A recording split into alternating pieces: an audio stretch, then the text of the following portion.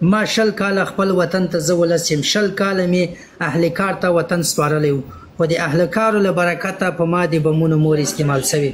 نه مننه جګره، د اهل کارو له برکته د موږ په وطن کې ښځې بې عزته شوي. د اهل کارو له برکته مکتبونه د انجونو مکتب ته اور اچول شوی. ثبوت که غواړي او که قسم را باندې کوي که ومایم، د انجونو مکتب ته د اهل کارو په وخت کې اور اچول شوی ده.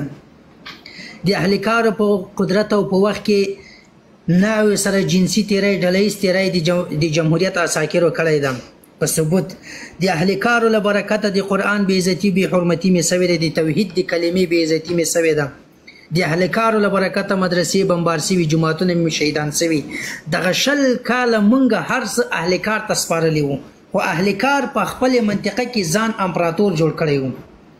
کنی په دغه خبره به ولسواله ته د درې ته به طلاق چې په خپله وایې به چې په ما د ښځه په 3 تیږو طلاق کوي، او که کړي دي نه وایې به چې د ما مغه راتلونکې ښځه دې په ما خور سي چې شیخې تا خبرې دروغ دي. دغسې ووایه، بیا زه تاسو ټولو ته تسلیم یم. اوس مهرباني هېڅوک خو به نه راغږېږي. اوس ماته اجازه راکړه، هېڅوک خو به نه راغږېږي. ګوره تا وویل چې جمهوریتیانو لیسه وسوځله، د لوګر په مسجد کې په والي باندې د قرآن په منځ کې چاودېدونکي توکي ځای پر ځای کول او بیا چاودنه ورکول چې ذبیح الله مجاهد هغه سکرین شاټ اوس هم له ما سره د سپړۍ پر غاړه واخیستله. د افغانستان د پلازمینې کابل د زمبک څلور لارې باندې چې موټر بم چاودنه رامنځته کول او 800 افغان وګړو ته مرګ ژوبله اړول سراج الدین اقانی په خپله باندې تایید کړې ده. غوږ راته ونیسېږه، په پوهنتون لیسې نومونه درته اخلم، د پوهنتون نوم درته اخلم چې طالب سوځلی ده.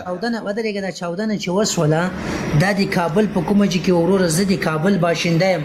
ګوره د زمبک څلور لارې پوښتنه وکړه، هغه که چېرته امرالله صالح کړې وه بیا به څنګه یي؟ نو بیا ولې سراج الدین اقاني ولې خپله په غاړه واچوله؟ ځکه دا خو اوس په انټر کانټیننټل هوټل کې چې حمله وسوله څوک یې ووژل؟ افغانان یې ووژل که بهرنیان ووژل؟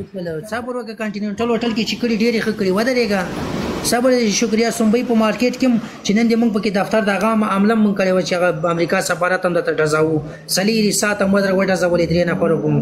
صبر غوږ څه وسم زمبق کې د امرالله صالح کړې وه، کنې قسم پې وکړو. که ته وایې چې نه د میډیا له لارې نه دوی تایید کړې وله، نو ذبیح الله مجاهد ولې تاییدي واخیستله؟ صبر وکړه بچی دې د پلار لوی څه، لږ صبر وکړه. ذبیح الله مجاهد چې تاییدي اخیستې ده، هغه هم نه نن دا خبره کړې ده او نه دا حقیقت پرشېدلی سي. دا میډیا کې لکه څنګه ما خپله د ذبیح الله مجاهد له خولې نه نه دي اورېدلي، ولې د تاسو له خولې نه مې اورېدلي دي چې پلانکی صاحب وایي، ذبیح الله مجاهد صاحب وایي چې دا کړنې سوي دي. هغلته کې میډیا غږېدل هم د جمهوریت د امریکا په خوښه غږېدله، پیسې ماشي حواله و د امریکا له خوا نه، نه د ذبیح الله مجاهد صاحب له خوا نه. هغه میډیا غږېدله د امریکا له خوا نه، نه د موږ له طرف نه.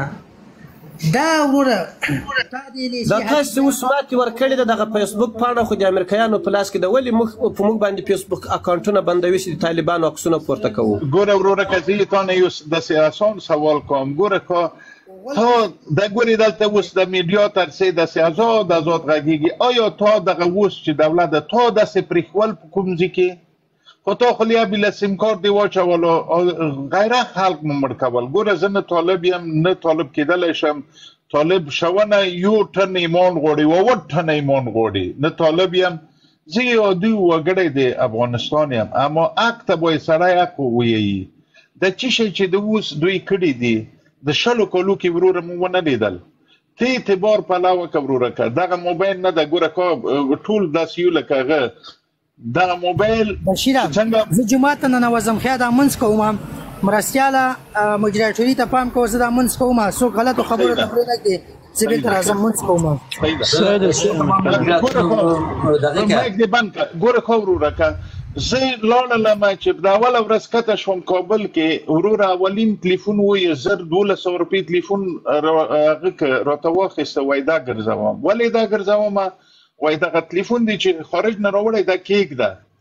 په فروشګاه کې مې نفر ولید په د بیروبار کې چاقوی ورکې واچولو، 2 توکۍ کو نفر یې ورک شو، ټول ولاړ وو. وروره خو ښه ته به ښه وایو، ګوره حقیقت باید تاسې ووایو. داسې مه کوئ چې والله دغه صحیح ده دا غلط ده دغه ده. ګوره اوس ارامي ده ورونه مې یعنې هر سهار تاسو اعتبار پلاو وکئ هغه زنګ ویو هغه فیس ټایم په ښار کې غږیږو نو دغه شیانو ته چې وګورو ډېر ارامي ده. سړکونه یې وروره هغه سړکو کې د بایسکل لینونه یې ورکې اچولي